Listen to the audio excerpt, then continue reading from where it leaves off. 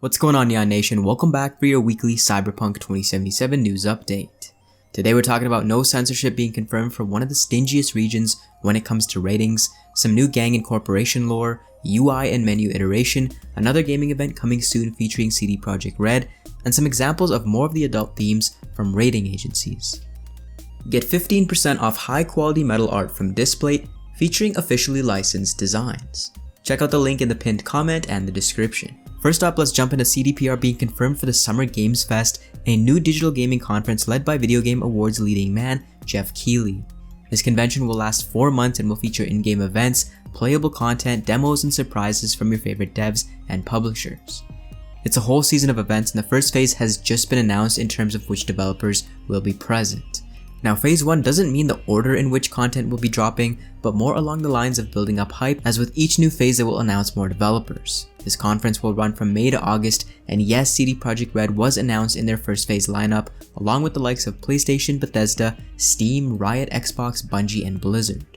Keep an eye out on socials for things to potentially drop here, as well as possibly the Microsoft Xbox Series X event on May 7th, which promises to show titles from third-party developers. I do also want to point out that the Summer Games Fest is different than IGN's Summer of Gaming, which we talked about last time, where Cyberpunk 2077 will also be present. That particular convention takes place in June. Moving on, we have some great news for Australia and likely the rest of the world, in that the game was given an 18+ classification in Australia, there will be no censorship, and CDPR didn't even have to change anything to get this mature classification. Taking a look at each point from an Australian Kotaku article, we have themes, violence, and sex being rated 18+ under the high impact category.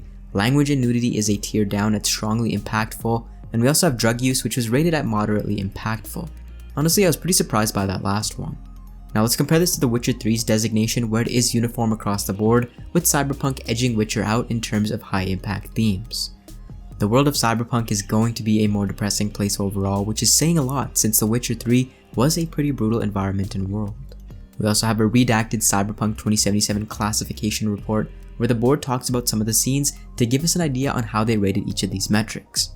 Now, there are not story spoilers here due to redacted pieces of text in the examples, but if you do want to go into 2077 without knowing the minutiae, you might want to skip this part.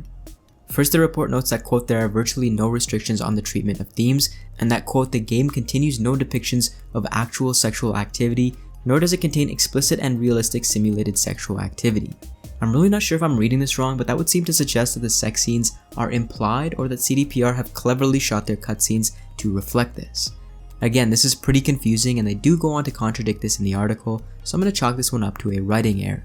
Moving on, we have confirmation that not all cutscenes in Cyberpunk will be first person. In a quote, the agency says cutscenes, including the game's non-interactive sex scenes, are primarily depicted from the first person perspective. Moving on to specifics, there is a point where a player can hire male or female NPCs as prostitutes. The sequence is depicted from a first person perspective, with nudity visible as the NPC assumes sexual positions and poses. You can also have first person scenes with other NPCs that are likely not labeled as prostitutes.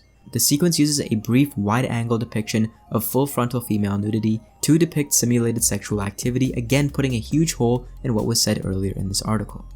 During another quest, V enters a sex shop with mannequins that are posed inside glass cabinets in various sexual positions. There are smaller cabinets in there and they contain a variety of sex toys or devices, including a number of oversized phallic-shaped dildos. There's also a scene where V carries a traumatized body out of her room, implying sexual assault, which again, take this information with a grain of salt because CDPR has been adamant against not showing sexual violence, and honestly showing too much of this would likely get the game banned. Now it seems like it is only an implication on this, so maybe they've danced around the issue to a certain degree. Moving on, players can choose to, quote, inflict post-mortem damage on NPC corpses. Arms, legs, and heads of corpses can be detached with gunfire, with some stylized injuries and details of entrails and bone visibility in some cases. This is great news as it seems CDPR has not sacrificed their vision and the game is going to be true to the dark future. Moving on, we have some new corporation and gang lore.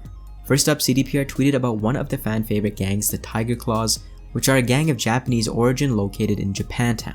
They're ruthless in violence in practice and intimidating in appearance. Katanas, street bikes, and luminous tattoos are their trademarks. This is looking to be my favorite gang, and in prior details, it was mentioned that they are backed by Arasaka, so this is definitely not a gang to mess with.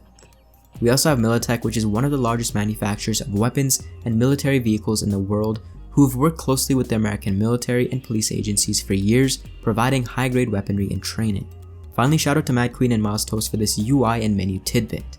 Mad Queen posted how she wasn't really a fan of the color of the menus from the deep dive demo, to which senior level designer Milestoast responds with that he can't say too much, but that games are iterative, implying this has been changed.